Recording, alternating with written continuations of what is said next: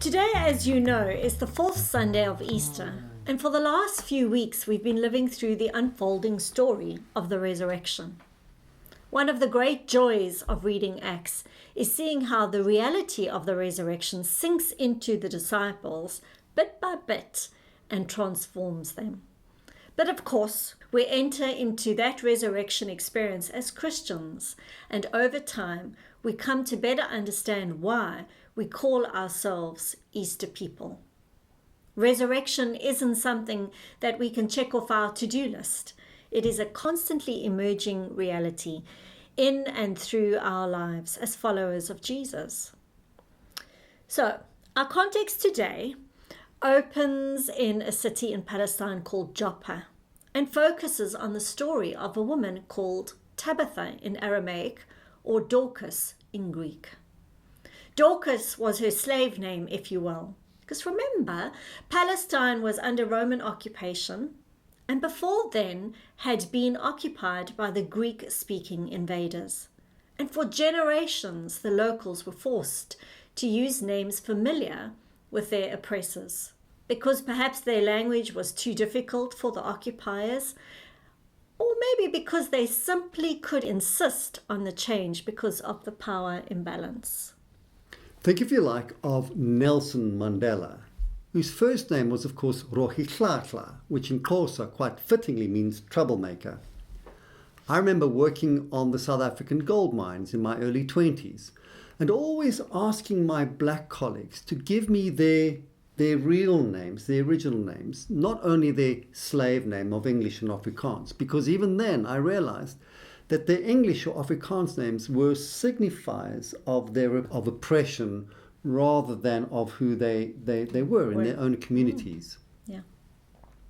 So here we learn about Tabitha. She's an unmarried woman who devoted her life to good works and acts of charity. She was both financially self-sufficient and highly skilled. She used her resources generously to support and make clothes for widows. Let's just stop there for a second and try and work out what the author Luke is doing here. And we're going to try and look at that from within a decolonial reading of this text. Luke is a phenomenally brave author. We already know this from his other writings, the Gospels and so on. And here he does something quite remarkable for the times. He calls Tabitha a disciple.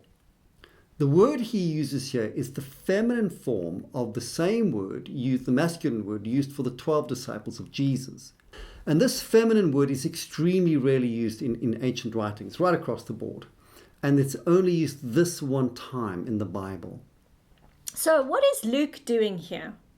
Could he be slowly introducing his audience to the idea that women can in fact also be disciples on a par with men?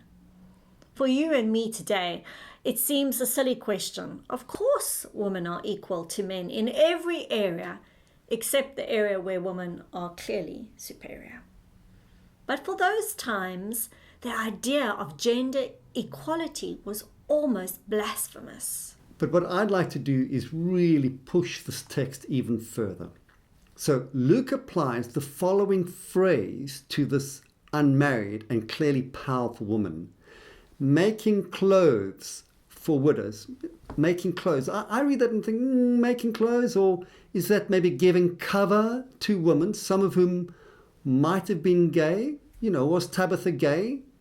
But in that society, if they were gay women had to find socially acceptable ways of hanging out with other women. So who knows? This is certainly a possible reading of that text. Yeah. Whatever the reasons, we are dealing here with an extraordinary woman, and her discipleship is demonstrated by Luke through her kindness, her generosity, her compassion, and charity. We don't get to hear why or how she dies, but we do pick up the story when Peter arrives and is taken to see Dorcas's body. If you'll allow me to use her slave name just for a moment.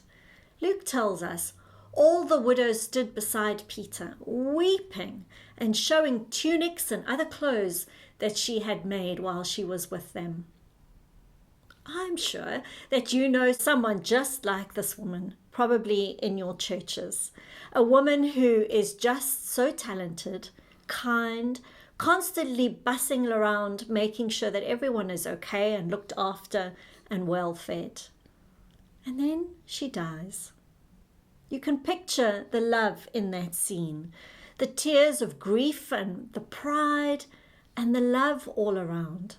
See what she made. She was so talented. She took care of so many people. She was such a sweet disciple of Jesus. And I can imagine Peter taking it all in, how much this woman meant to this little community of faith. Peter then does quite an odd thing, says Luke. He orders everyone out, and then no one actually knows or sees what happens next. Now, many sermons will tell you that what we are witnessing here is the power of Peter, and you too can be powerful in Jesus. But I don't know, that interpretation seems a little too on the nose for me. All we know for sure is that the next thing, Dorcas, who lay in that room dead, was raised again not as Dorcas, but as Tabitha. For Luke, this is a significant issue. Our resurrection from all the forces that bring death means that our identity is changed. We are no longer stuck in the definition of who we were under empire. We are raised into the fullness of God's liberation and into the life of Christ. Of course, this resurrection of Tabitha is Luke's way of referencing the resurrection of Jesus. Luke is trying to tell us something here. Just as Jesus is raised in spite of the best efforts of empire to destroy him, we too are being raised into new life, outside of the systems of empire, its hierarchies, its inequality, its poverty, its monetary system, its classism, its racism, its sexism, and gender bias, and suppression of our true identities. Let's also remember that Luke references Tabitha's good works as a powerful exemplar for all of us. We in Commitment for Life work really hard to be like Tabitha and to do good works of charity. You know, we support some of the poorest and most oppressed people in the world. We clothe them, to use this phraseology, particularly in Zimbabwe, Bangladesh, and Palestine and Israel. And I really want to take time to thank each of you for all that you do in support of Commitment for Life. I want to thank you for being rohi hlahlas in your communities, or what Bayard Rustin would say are angelic troublemakers. But at the same time, we do long for the resurrection to come. We do. We long for that time when our struggle for justice will not be necessary. We long for that time when the systems of empire will no longer destroy our planet today, because they have themselves been destroyed, where everyone is raised into the newness of life, where we have cast off our old identities that were shaped by the assumptions of empire, and where we are raised into the fullness of the life of Jesus. Amen. Amen and amen.